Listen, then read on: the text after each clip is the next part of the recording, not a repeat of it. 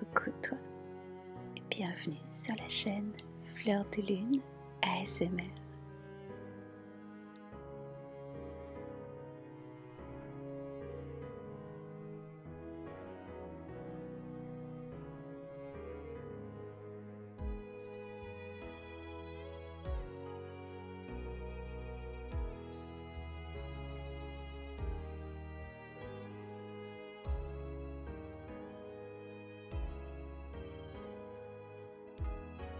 Je suis très heureuse de te retrouver ce soir pour notre petite bulle d'oxygène sur le net, pour notre petite bulle de douceur, notre moment de calme, de sérénité, ta petite pause dans la journée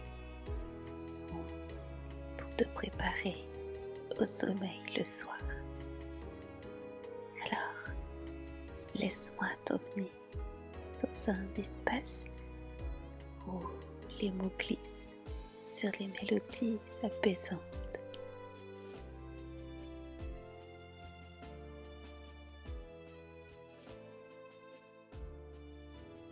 Les grands temps de passer à la respiration. Je pense que tu as déjà installé des écouteurs au creux de tes oreilles, que tu es déjà en position de détente. Alors je t'invite à respirer profondément, bouche ouverte, en creusant le ventre. Puis d'inspirer par le nez en gonflant le ventre.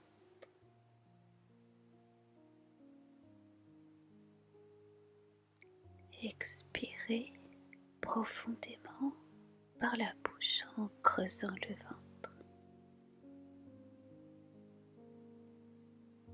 Puis inspirer par le nez en gonflant le ventre.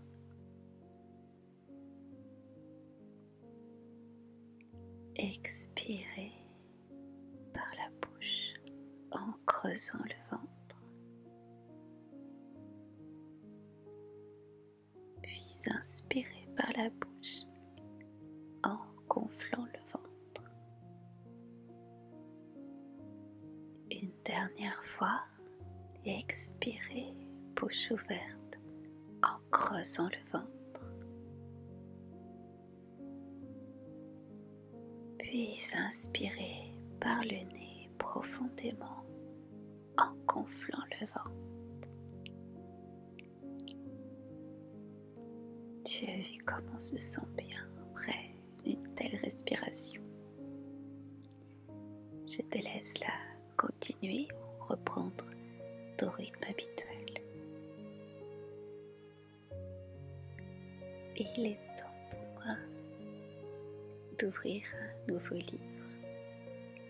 J'ai choisi des nouvelles extraites du livre Histoire à lire. Et ce soir, Le beau travail par Félicia Marceau.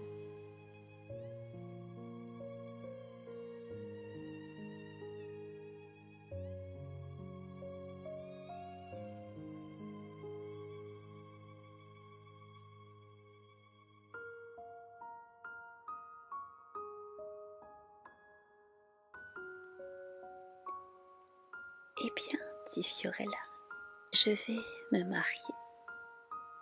Dans cette voix qui pourtant était fraîche, dans ce regard qui pourtant venait de deux beaux grands yeux, un observateur attentif, doublé d'un auditeur perspicace, aurait pu déceler une nuance, une ombre, un doigt de défi. De défi, pourquoi donc? Voici la chose. Cette année-là, dont le millésime ne change rien à l'affaire, à Rome, ou plus exactement à la périphérie, dans une zone encore peu bâtie, se trouvait au milieu d'un court jardin, une maison qui avait assez l'air d'avoir été bâtie de briques et de broc.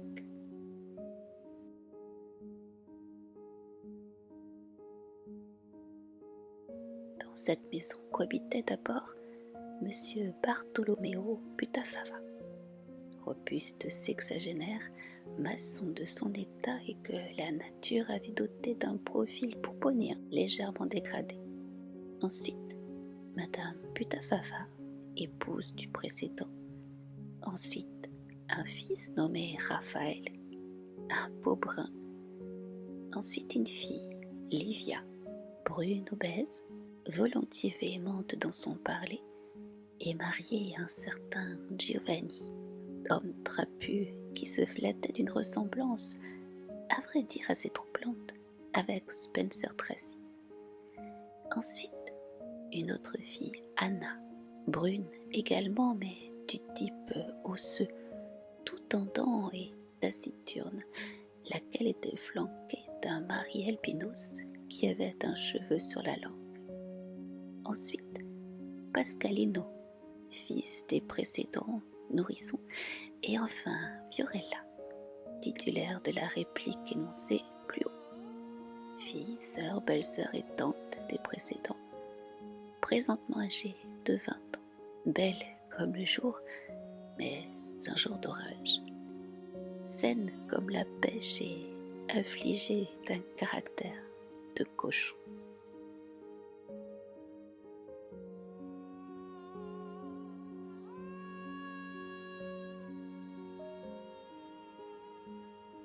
Comme je l'ai précisé, Bartolomeo Putafava était maçon. J'entends par là que lorsqu'on lui demandait quel était son métier, il répondait « maçon ».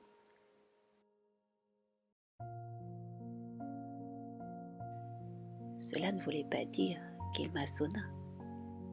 À cet égard, Bartolomeo Putafava était poursuivi par une singulière malchance. De temps en temps, il trouvait bien du travail, sans beaucoup chercher d'ailleurs, mais à Rome, on construit abondamment. Chose curieuse, il ne réussissait jamais à le garder. 3 jours, c'était son maximum, et encore, ce record remontait-il aux années fiévreuses qui avaient suivi le boom économique. Dans le travail, qui n'a pas aimé l'excellent Bartolomeo en avait une. À peine sur le chantier, il s'asseyait où il pouvait et rassemblait autour de lui ses collègues pour raconter des anecdotes. Ce travers, si c'en est un, est bénin. Il y a des entrepreneurs cependant, des contremaîtres que cela agace, qui trouvent que les chantiers ne sont pas faits pour ça et que les anecdotes ralentissent le labeur. D'où des remarques, des observations. Sans être plus susceptible qu'un autre, Bartolomeo n'aimait pas les observations. Tout de suite il s'accrétait, parler de se plaindre aux syndicats, le faisait parfois, se voyait rembarré et rentrait chez lui. Il y retrouvait son fils, ses 2 gendres et avec eux, il se consolait en jouant aux cartes. Car voici le plus curieux. Cette malchance n'accablait pas le seul Bartolomeo. Son fils Raphaël, qui était plombier, ne plombait pas plus que son père ne maçonnait. Ou plutôt, après avoir acquis les rudiments de cette discipline et l'avoir exercée pendant quelques mois, un jour, en plein après-midi, il était rentré. Il avait rangé sa boîte à outils dans un placard et sur le ton d'un explorateur revenu d'une décevante contrée, il avait proféré « La plomberie, merci bien » avec une expression si butée que, dans la famille, personne n'avait osé lui demander quelle péripétie, quelle avanie, quelle déception, quel détour dans son âme ou quel retour sur lui-même avait pu l'amener à une résolution si radicale. Quant aux deux gendres, l'un, le trapu, qui avait trouvé un emploi comme démarcheur dans une compagnie d'assurance, était bientôt arrivé à cette conclusion que le porte-à-porte lui donnait d'insupportables migraines. On a vu des phénomènes médicaux plus singuliers.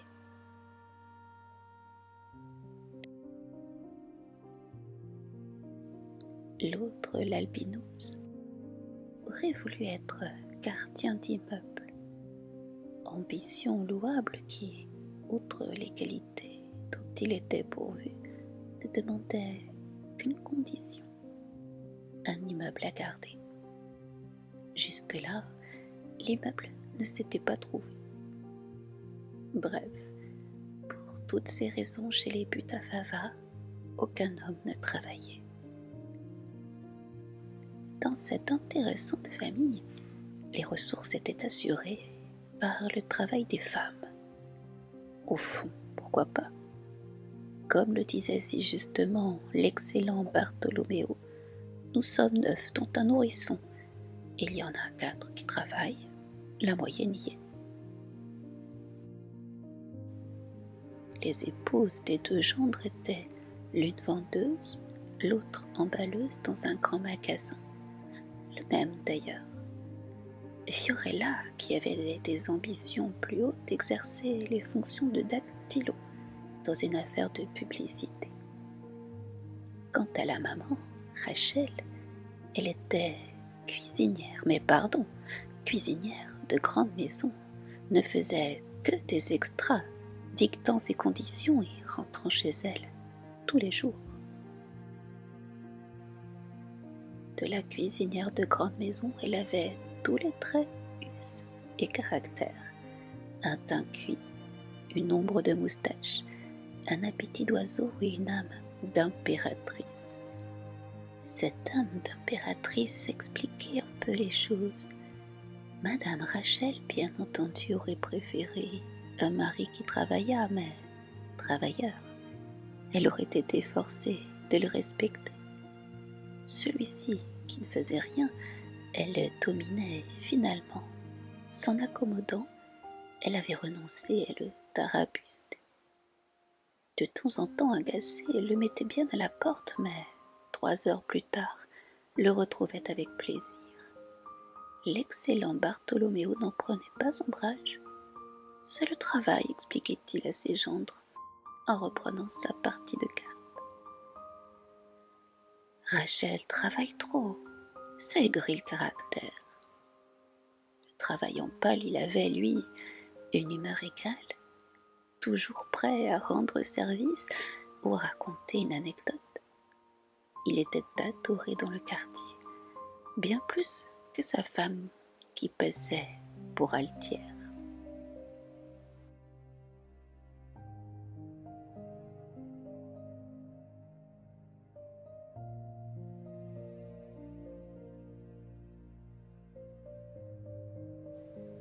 Et c'était sans doute cette âme d'impératrice aussi qui expliquait le caractère tribal de la famille Butafava.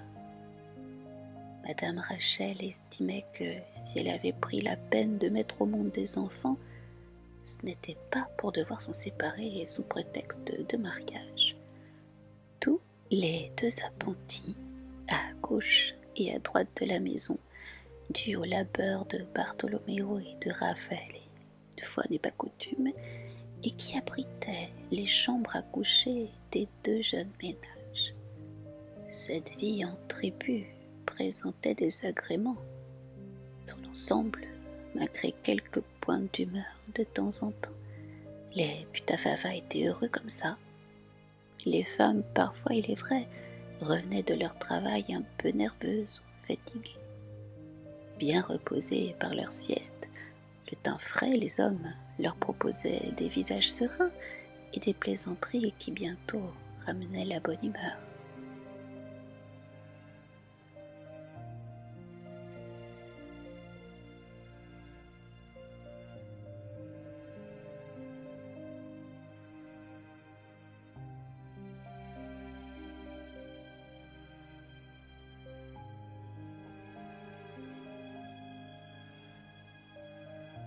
entre 2 parties de cartes, ils avaient fait les courses, préparé les repas, rangé la maison. Ces occupations ménagères ne les ayant pas exténuées, ils n'étaient pas comme tant de maris qui le soir rechignent si on leur parle d'aller au cinéma. Non, pour le cinéma ils étaient toujours prêts et les premiers à se proposer. Enfin, outrageusement gâté par son grand-père et par ses 3 oncles, le nourrisson prospérait. On vous le dit, les unes travaillant, les autres se la coulant douce, les Buffavala étaient heureux.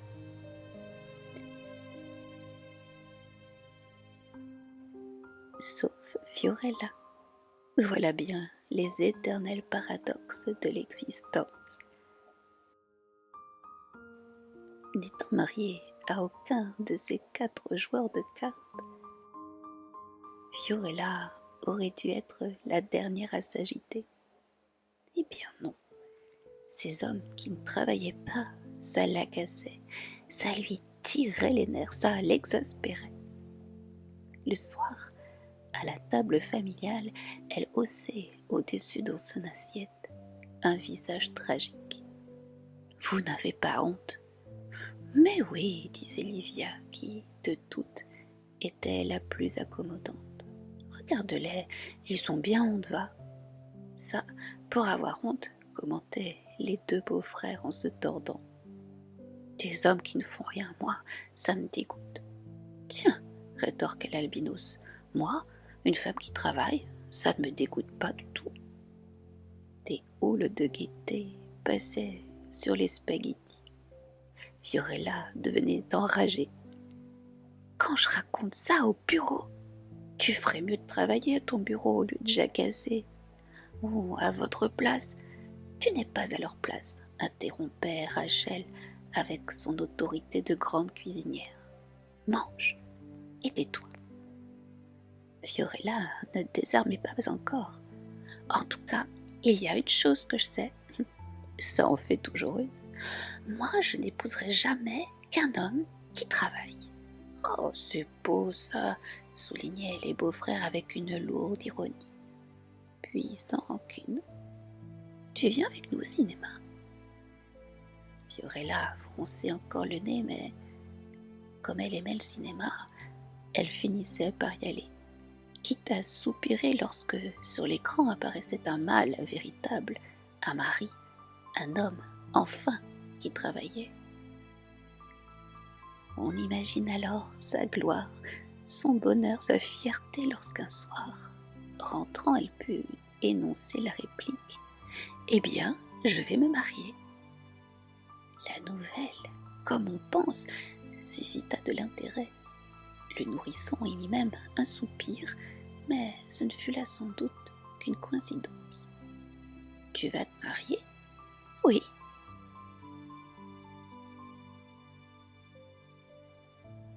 « Et avec qui ?» demanda Madame Butafava, qui aimait assez aller d'emblée au-delà de la question. « Avec un homme. »« Tiens, interrompit facétieusement le beau-frère albinos. Fiorella le foudroya du regard. « Avec un homme qui travaille, reprit-elle. Il est dans la publicité, un garçon sérieux. Il se fait ses 1200 000 livres par mois. » Le chiffre était légèrement exagéré. Faute de le savoir, l'albinos en eut le souffle coupé, et Bartholoméo battit des paupières. « Parfois même plus, dit encore Fiorella, et il s'appelle Gianpaolo. » Madame Butafava pencha le visage tout en mâchonnant, comme si ce prénom avait eu un goût particulier. Puis, en femme habituée aux grandes décisions, « Eh bien, tu n'as qu'à nous l'amener. » Le dimanche suivant comparaissait devant la famille le dit Gianpaolo, fit une excellente impression. C'était un grand garçon, du genre roseau penchant, osseux, et dont le débit, au fur et à mesure qu'il parlait, avait tendance à se précipiter. Vers les 5 heures, Madame Butafava émergea d'un silence majestueux. « Oui, dit-elle. » Elle avait l'air de quelqu'un qui remonte à la surface de soi-même. Elle se leva. Toute la famille la suivait du regard et Fiorella posa sa main sur celle de Gianpaolo qui, étonné, s'arrêta au milieu d'une phrase. Madame Butafava, sur le buffet, prit un bout de bois. Les visages s'éclairèrent. Madame Butafava ouvrit la porte, descendit dans le jardin. Toute la famille suivit. Madame Butafava se pencha. Dans le silence, on entendit craquer ses genoux. Sur le sol, avec son bout de bois, elle commença à tracer des lignes. Dans la famille, il y eut un brouhaha. Madame Butafava consentait au mariage. Ce qu'elle dessinait sur le sol, c'était le plan de la chambre qu'il allait falloir construire pour le nouveau ménage.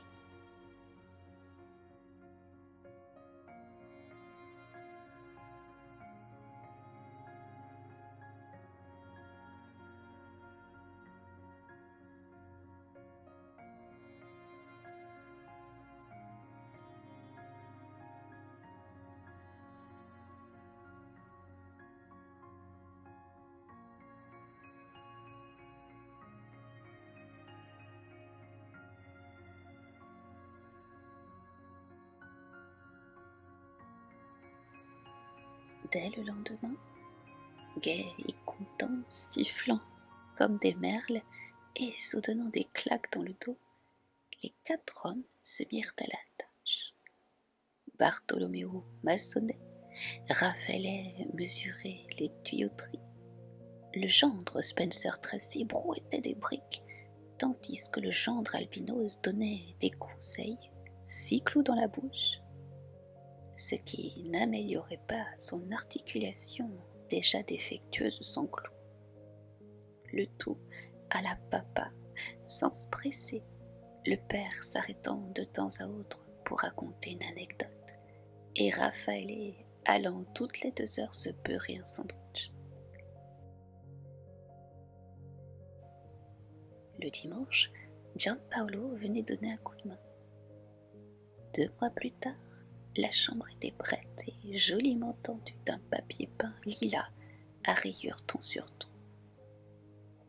Le mariage eut lieu et, malgré son sang-froid, Madame Butafava dut essuyer une larme. Toutes les mères la comprendront.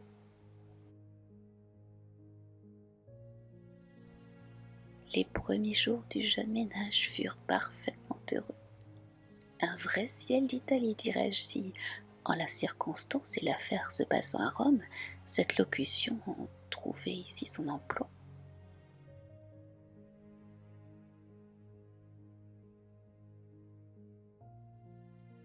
Fiorella et son époux avaient pris une semaine de congé. Ils se levaient tard, traînaient dans la chambre. L'après-midi, ils allaient dans les magasins.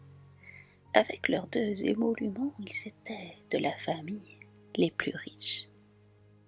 Fiorella s'acheta une nouvelle robe et un tailleur.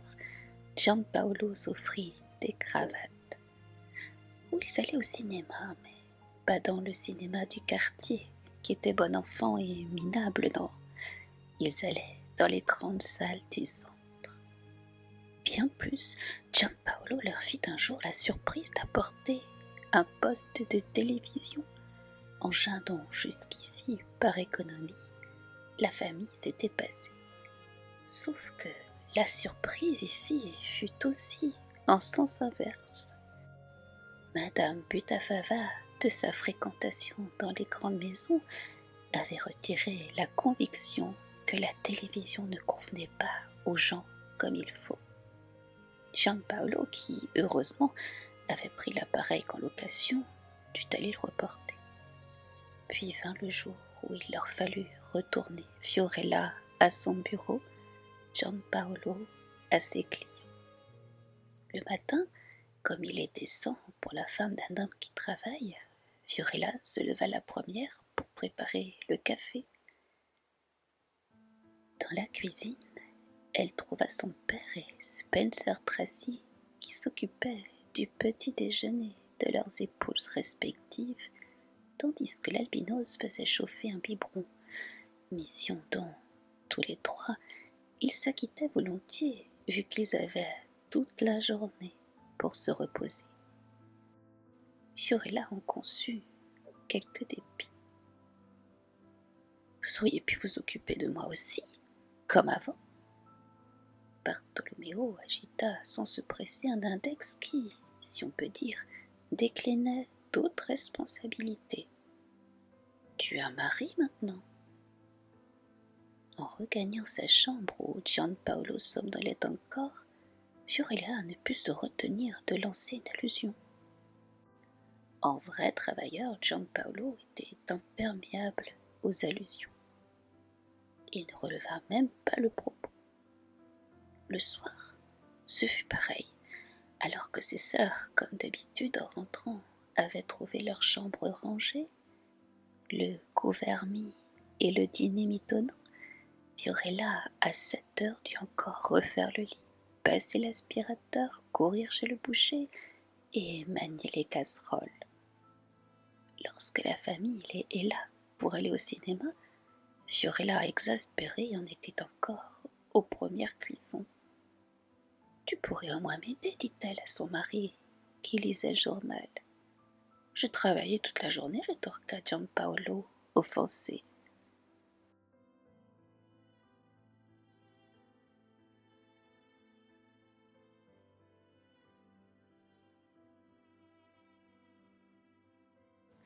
Nous n'arriverons plus au cinéma. Ou le cinéma, après tout ce que j'ai trotté aujourd'hui, je ne pense plus qu'à aller me coucher. Et il était de mauvaise humeur par-dessus le marché. Oh, je suis pas comme tes beaux-frères, moi. Je boulonne. Le soir, je suis fatiguée. L'axiome de Bartholoméo se vérifiait. Le labeur, ça écrit le caractère. Le lendemain, Gianpaolo rentra furieux. L'un de ses clients lui avait manqué de parole. Fiorella, de son côté, à cause d'un incident de bureau, était grincheuse. Étant tous deux nerveux, ils eurent une querelle et l'albinos dut intervenir pour les réconcilier. 3 jours plus tard, autre fâcherie. Gianpaolo s'étant plaint de son escalope et Fiorella lui ayant rétorqué avec aigreur que lorsqu'on peut faire ses courses qu'à 7 heures du soir, on ne trouve plus que le rebut. Enfin, en une semaine, ce fut tout juste si Gianpaolo consentit à aller une fois au cinéma. Cette moyenne pour Fiorella était tout à fait insuffisante. Elle commença à se formuler des réflexions. À quoi lui servait-il d'avoir assez d'argent pour aller dans les plus beaux cinémas si elle ne pouvait même plus aller dans les minables? À quoi cela rimait-il d'avoir une situation plus brillante que ses sœurs s'il lui fallait s'éreinter plus qu'elle et si son mari devait être d'une humeur plus revêche que ses joyeux beaux-frères? Fiorella prenait conscience de cette vérité lumineuse et forte, à savoir que si le temps sans argent est une misère, l'argent sans le temps en est une aussi, à peine moins grave. Au bout d'un mois, Fiorella en avait pris son parti. Un matin, le cœur battant, elle pénétra dans le bureau de son chef de service. Elle ouvrit la bouche, la referma et finit par énoncer qu'elle était mariée maintenant, que le ménage était l'honneur de la femme, qu'elle entendait s'y consacrer et que, par conséquent, elle donnait sa démission. Le chef de service en prit note et, n'ayant qu'à se louer de ses services, il lui offrit un cendrier publicitaire.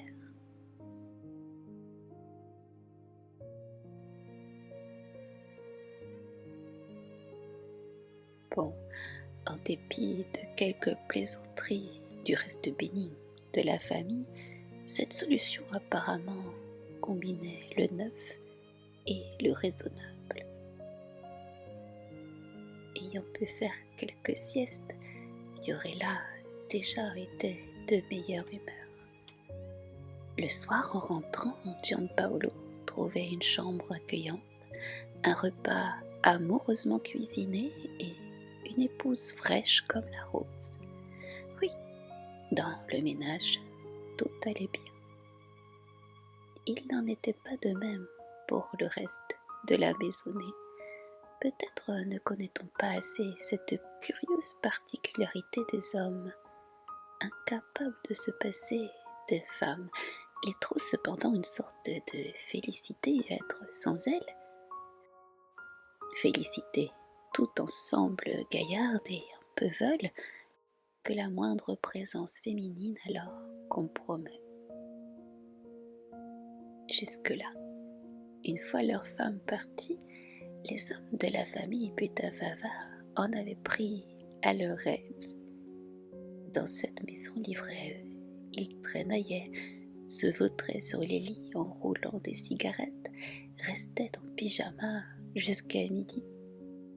Fiorella prétendit que sa dignité de femme en était offensée. Ils se résignèrent à s'habiller dès le matin, mais leur humeur s'en ressentit.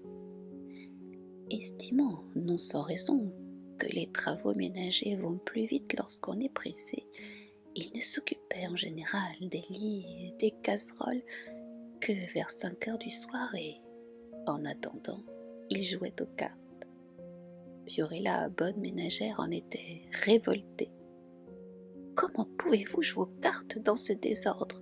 Rangez d'abord, vous jouerez ensuite. » Cette observation, certes, était sensée. Elle déplut cependant. Spencer Tracy fit une allusion désobligeante. Fiorella y répondit. L'atmosphère tournait allègre et plusieurs fois en rentrant, les épouses eurent la surprise de trouver des maris nerveux, irritables ou même franchement irrités. Ajoutez que Gianpaolo, la première euphorie passée, n'était pas si content non plus. « C'est quand même incroyable, disait-il, je suis le seul homme ici à travailler. Tes beaux-frères ont la vie facile. » On eût dit qu'il commençait à les envier. Dans la quinzaine qui suivit, la situation empira. Fiorella, ne désarmant pas sur la chronologie à établir entre les rangements et les cartes, les hommes prirent le pli d'aller faire leur partie dans un café qui n'était pas trop loin. Dans un café, on est tenu de boire. Sinon, de quoi a-t-on l'air? L'équilibre budgétaire de la famille s'en trouva compromis. Si encore ce n'avait été que l'équilibre budgétaire. Dans ce café, Bartolomeo avait trouvé des habitués qui, en politique, ne partageaient pas ses vues, d'où des discussions dont il revenait la bouche amère et le visage ravagé de tics. Un autre jour, ce fut l'albinos qui eut à subir une plaisanterie sur son défaut de prononciation. Au facétieux, qui était chauve, il rétorqua avec esprit qu'il valait mieux avoir un cheveu sur la langue que de ne pas en avoir du tout sur la tête. Le chauve se fâcha, l'albinos recueillit dans cette affaire un œil sanguinolent qui, pendant quelques jours, donna des inquiétudes. Aux reproches de sa femme, il répondit par une bordée d'injures, les premières de sa vie. C'est le soir de ces injures que Madame Butafava enfin perdit patience. D'un geste agacé, elle imposa le silence à l'albinos. Puis elle se leva et pénétra dans la chambre de Fiorella. Derrière son dos, à l'adresse de son fils, de ses filles, de ses gendres, l'excellent Bartolomeo cligna de l'œil. Dans le silence, derrière la porte, on entendit la voix furieuse de Gianpaolo. « Mon travail, disait-il.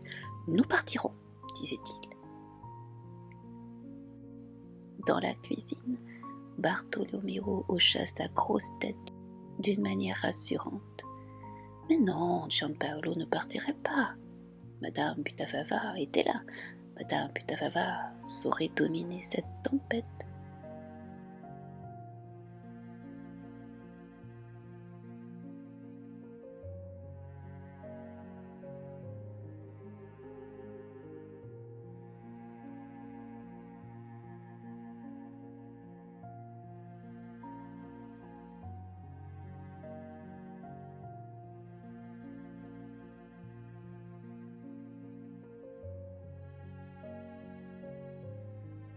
Vous pouvez passer maintenant devant la maison des Putavava. Tout y est rentré dans l'ordre. Comme le printemps est arrivé, c'est devant le pas de la porte que les hommes font leur partie de cartes. Fiorella a repris son travail. Le matin, son mari se lève avant elle et lui prépare son petit déjeuner. Puis, comme son fond est bon et son naturel courtois, il la conduit jusqu'à l'autobus. L'autobus arrive, Fiorella y monte, Gianpaolo agite la main.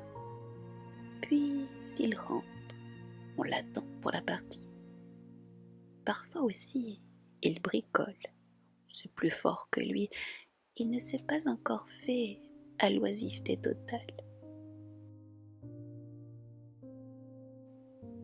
Vers 5 heures, c'est lui qui donne le signal des travaux ménagers. D'ici peu d'ailleurs, il va avoir en plus des biberons à faire tiédir. Comme il dit, ça lui fait du pain sur la planche.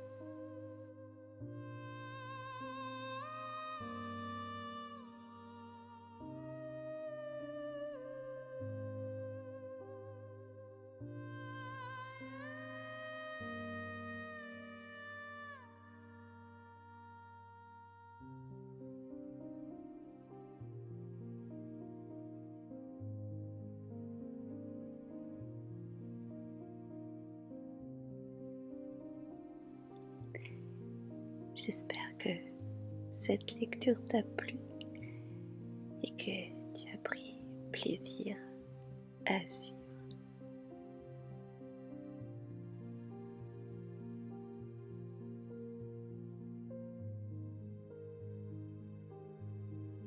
Si ce passage t'a plu, tu peux retrouver le texte en intégralité dans Les Ingénus de Félicien Marceau.